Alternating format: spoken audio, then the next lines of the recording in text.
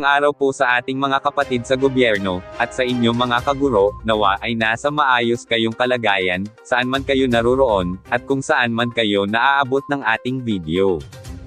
Isa na namang masaya, at nakakagandang balita, ang hatid natin sa inyo ngayon, dahil isa na naman ang nadagdag sa mga listahan ng mga benepisyo ng ating mga guro, at ito ay ma-convert at ma-monetize ang service credits ng mga guro. Para sa buong detalye, tapusin na panoorin ang bidyong ito, at huwag kalimutang mag-subscribe, paki-like at share para ma-notify po kayo sa mga ganitong information, at narito ang detalye. Next topic po, yun naman po yung service credit. Implemented pa rin ang imposition ng 15 days credits annual cap. So, ang call sana po ng mga teachers at the very least ay tanggalin po yung end or at lagyan ng cap ang trabahong pinagagawa sa mga teachers.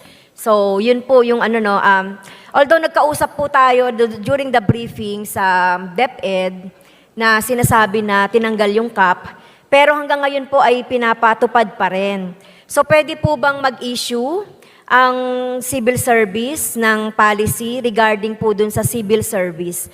Natanggalin yung 15 days na cap annually dun sa service credits dahil alam niyo po ang mga teachers, taon-taon nag-garner yan ng mga leave credits, more than 15 pa. So, nasasayang po yung more than 15 na service credits ng mga teachers kung hindi po ito mabibilang dun sa kanilang leave credits po.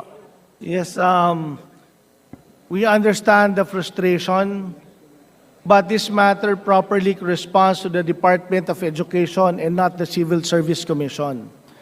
The limitation of 15 days was issued by DepEd.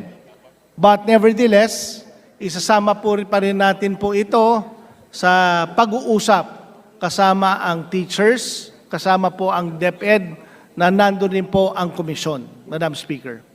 Okay, maraming salamat po for that commitment. Ang malaki po malaki din po ang influence ng civil service dahil sa mga government workers and other education support personnel, hindi po nalilimitahan ang service credits. In fact, Madam Speaker, ang service credits po sa mga non-teaching personnel o yung tinatawag naming education support personnel ay namo-monetize pa.